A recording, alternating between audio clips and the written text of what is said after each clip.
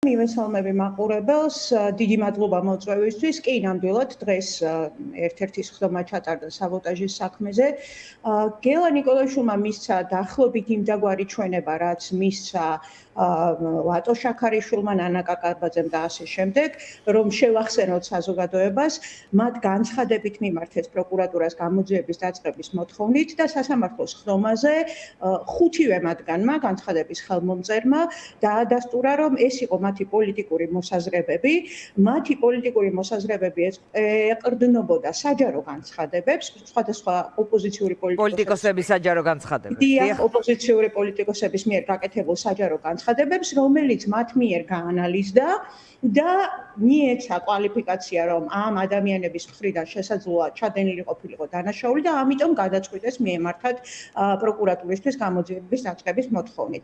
განსხვავებით წინა დღეებისგან და წინა მოწმეებისგან, დღეს გელა ნიკოლაშვილმა დაადასტურა, რომ პირადად მას მოუგროვებია მტკიცებულებები იმასთან დაკავშირებით, რომ კონკრეტული პირები შესაძლოა ყოფილიყვნენ პოლიტიკური დევნილები, პოლიტიკური პატიმრები და მიუმართავს სხვადასხვა უცხოური ორგანიზაციებისთვის, საელჩოებისთვის იმ მიზნით, რომ ამ ადამიანებს გავლენა მოეხდინათ საქართველოს ხელისუფლებაზე და მიიჩნევს, რომ მისი მხრიდან დანაშაულის ჩადენას ადგილი არ ჰქონია. თუმცა მისივე განცხადებით მან ჩათვალა, რომ ცალკეულმა ოპოზიციურმა პოლიტიკოსებმა, მათ შორის იმითი, რომ ისინი მიმართავდნენ სხვადასხვა საერთაშორისო ორგანიზაციებს და საელჩოებს საქართველოში მყოფი საჯარო მოხელეების დასანქცირების მოტივით, შესაძლოა ეს ყოფილიყო დანაშაულის შემცველი და ამიტომ გადაწყვიტა მან და მისმა 4 კოლეგამ მიემართათ პროკურატურისთვის.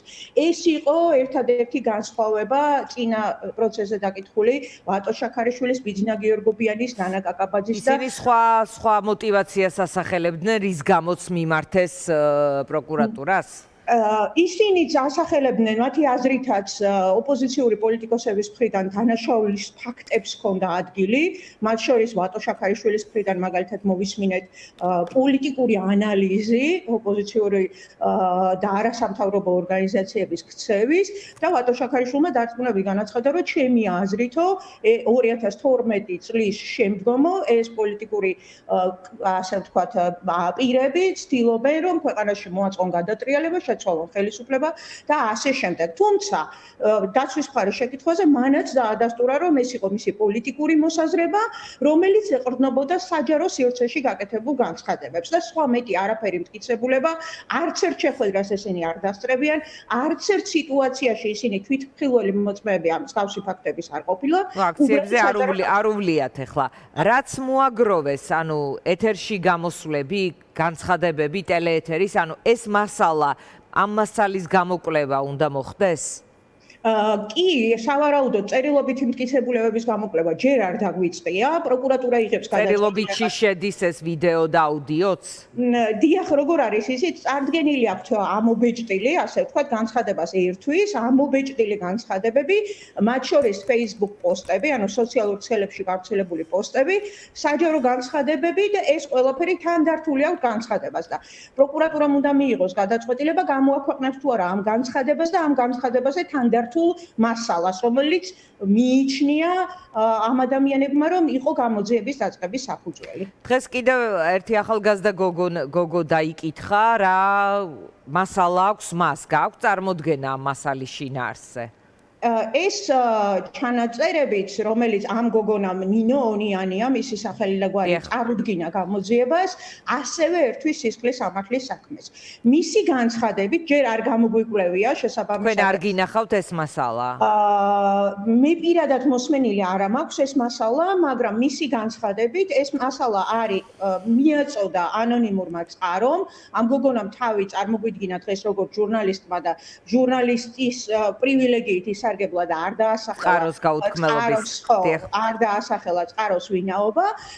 განაცხადა, რომ წყარომ მიაწოდა და უთხრა, რომ ეს იყო რაციის ჩანაწერები, როცა ჩვენ ვკითხეთ, მოისმინა თუ არა ეს ჩანაწერები და რა შინაარსის იყო მისი აზრით ეს ჩანაწერები, მან განაცხადა, რომ კი, მან ორჯერ მოусმინა ამ ჩანაწერს და ეს ჩანაწერები შეიცავდა აქციის მონაწილეების შორის ერთმანეთს შორის საუბარს და მათ შორის საუბარი იყო მოლოტოვის კოქტეილზე.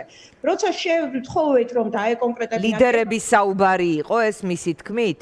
არა, აი ძალიან საინტერესო მომენტია ეს, რომ ის ამბობს, რომ აქ იყო აქციის მონაწილეების საუბარი, ჯერ არ მოგვისმენია და შესაბამისად ვერ გავაკეთებ განცხადებას რეალურად რა არის ეს ჩანაწერი. აქ არის აქციის მონაწილეების საუბარი, მას შეუძლია ამოიცნოს პოლიტიკოსების ხმა და იმ ჩანაწერში მას არავის ხმა არ ამოუცნია. შესაბამისად ლოგიკურია დასკვნა, რომ იმ ჩანაწერში პოლიტიკოსების ხმა არ არის. ანუ უცნობი ადამიანების ხმები, რომლებიც რაციით უკავშირდებოდნენ ერთმანეთს, როგორც ეს გოგო ყვება, ეს კალბატონი ყვება, მიუტანეს მას და ის წარუდგინა გამოძიებას. კი, ასე ზუსტად ასე მოყვა, რომ მიაწოდეს პოლიტიკოსები ერთმანეთში ხომ არ ჰქონდათ კომუნიკაციის საშუალებად რაცია აქციების დროს, ესეც არის მაინც საინტერესო, მიუხედავად იმისა, თქვენ ყვებით, რომ ის ამბობს, რომ ეს პოლიტიკოსების ჩანაწერი არ არის. ჩემი ინფორმაციით არა და მე შემიძლია დარწმუნებით ვთქვა, რომ ამ ჩანაწერებში კიდევ ერთხელ ვამბობ, მოვისმენთ ამ ჩანაწერებს და ნახავთ რა არის ობიექტურად სასამართლოს ხმაზე, მაგრამ მე რაც მოვისმინე, იქ არ არის პოლიტიკოსების ხმები. იქ არის აქციის მონაწილეების საუბარი ერთმანეთში და არანაირი კავშირი ამ ჩანაწერს არ აქვს ამ 8 პოლიტიკოსთან, რომლის საქმეც განიხილება სასამართლოში. საქმის მიმდინარეობა გიტოვებთ თუ არა შთაბეჭდილებას, რომ ყველაზე იქნება გამამტყუნებელი განაჩენი თუ იქნება დიფერენცირებული მიდგომა, ანუ ამ შთაბეჭდილების შექმნა პროცესზე შესაძლებელია? სიმართლე რო გითხრათ, საქმის მიმდინარეობა მიტოვებს შთაბეჭდილებას, რომ ყველაზე იქნება გამამტყუნებელი განაჩენი. ისეთი ტემპით მიდის, ისეთი გარემოა შიგნით სასამართლოს ხდომის დარბაზში. რა მუხლებით იქნება ეს გამამტყუნებელი განაჩენი, ჯერ ძალიან ადრეა ამაზე საუბარი.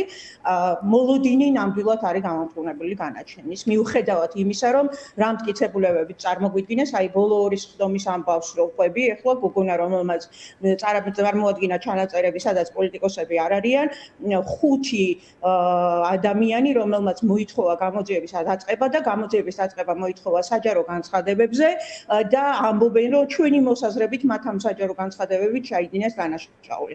პოლიტიკური შეფასებები არ შეიძლება გახდეს გამოძიების სისხლისამართლებრივი დევნის ან გამამტყუნებელი განაჩენის დადგომის საფუძველი, ხო, მოწმე.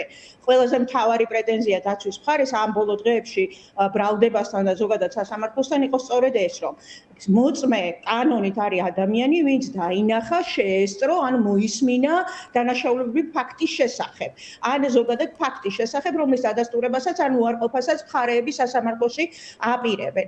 ჩვენ ბოლო დღეებში მოусმინეთ მოწმეებს, რომლებიც არაფერს არ შესწრებიან პირადად, უბრალოდ ჩემი და თქვენი საუბარი რო ამოიღოს ახლა ვიღაცამ გადაწყვიტოს რომ არის დანაშაულის ნიშნები. მაგალითად ეთერში რომელიმე პოლიტიკოსი არჩევნების შემდეგ რომ ესენი უნდა დავასრულოთ, უნდა ასე შემდეგ და რაღაც კი ბატონო, ანუ ეთერი შეიძლება იყოს ამხრივ რაღაც საკვები იყო. განცხადებები არის, ხელისუფლება არალეგიტიმურია. აი ამ შინაარსის განცხადებებზე ხელისუფლება არალეგიტიმურია, ისინი უნდა შეიცვალონ, უნდა ჩატარდეს ხელახალი არჩევნები. აი ამ ტიპის განცხადებებზე ვსაუბრობ. კი ბატონო, გუშინ ერთ-ერთმა ბრალდების მოწმემ თქვა, რომ ეს რადიკალური ჯგუფები უნდა წავიდნენ პოლიტიკიდან, ახალი ძალები უნდა მოვიდნენ, არის თუ არა ეს ფორმულა, რომელიც ამ საქმეს უდევს პრინციპში საფუძვლად ხელისუფლების მხრიდან, ანუ ეს მიზანი რამდენად არის ასევე გამოკვეთილი მთელ ამ პროცესზე. თუ შევკრავთ მთელ ამ მიმდინარეობას, პროცესის მიმდინარეობას და მთელ ისტორიას, როგორ იწყება ეს ყველაფერი გამოძიების დაწყებიდან დღემდე, აი დღევანდელი დღის ჩათვლით, შეიძლება ცოტა პოლიტიკური განცხადების ნიუანსებს შეიცავს, ეხლა მე რასაც ვამბობ, მაგრამ ფაქტების ანალიზი მიგვითითებს იმისკენ, რომ რეალურად ამ განაჩენებით, ამ გამამტყუნებელი განაჩენით და როგორც გითხარით, ჩემი მოლოდინია, რომ ყველაფერი მიუთითებს ამას, რომ გამამტყუნებელი განაჩენები დადგება, ამ გამამტყუნებელი განაჩენით ერთდროულად ხდება მთელი პოლიტიკური, ოპოზიციური პოლიტიკური სპექტრის, ანუ აქტიური გაწმენდა. კი ბატონო, ჩამოშორება მთლიანად პოლიტიკური იმიდან ველიდან, ამას სავარაუდოდ მოყვება საკონსტიტუციო სარჩელი, პარტიის აკრძალვების შესახებ სარჩელის განხილვა და ეს ავტომატურად სარჩელი ხომ შესულია საკონსტიტუციო სასამართლოში. ეს განაჩენები დაეწევა მას როგორც დამატებითი არგუმენტი? ასეთი პირი უჩანს დიანა, იმიტომ რომ ჩემი ვარაუდით ამ საქმეზე განაჩენები დადგება ყველაზე გვიან აგვისტოს შუა რიცხვებში. იმ კვირაში მაგალითად, როგორც მე ვხვდები ბრალდების მხარე დაასრულებს მტკიცებულებების გამოკვლევას, შესაბამისად თუ აგვისტოს შუა რიცხვებში ამ საქმეზე განაჩენები დადგება, საკონსტიტუციო სასამართლოს ჯერ ამ სარჩელის განხილვა არ დაუწყია და ლოგიკურია, რომ ის დაეწევა ამ სარჩელს და ამ განხილვას. აგვისტოს შუა რიცხვები არის ახლა თქვენი პროგნოზი, როგორც ხვდები განაჩენების დადგომის? იცით როგორ არის? კი 100-ია, იმიტომ რომ სადღაც ივლისის 25-ისთვის ჩემი ვარაუდით, რა საუბარიც დღეს იყო სასამართლოს ხსნამის დარბაზში, ბრალდების მხარე დაასრულებს მტკიცებულების გამოკვლევას, დაცვის მხარესაც აქვს რაღაც ტიპის მტკიცებულებები, თუმცა არც ისე ბევრი, რასაც ვფიქრობ, რომ მაქსიმუმ 3-4 პროცესი დაჭირდეს.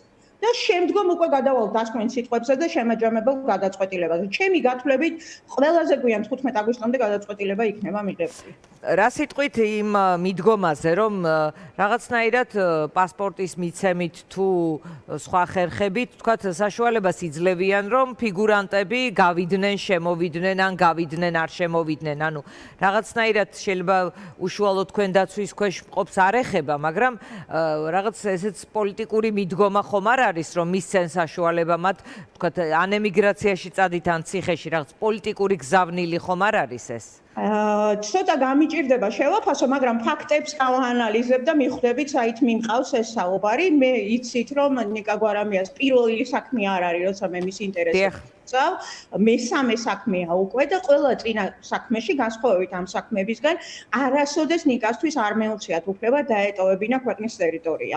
ამ შემთხვევაში ნიკას საერთოდ არ უთხოვია, ესეც უნდა აღინიშნოს ობიექტურობისთვის, რომ მომეცით უფლება გავიდე ქვეყნიდანო, მაგრამ წინა შემთხვევაში ჩვენ მივმართეთ და ვარით გვიპასუხეს ყოველთვის.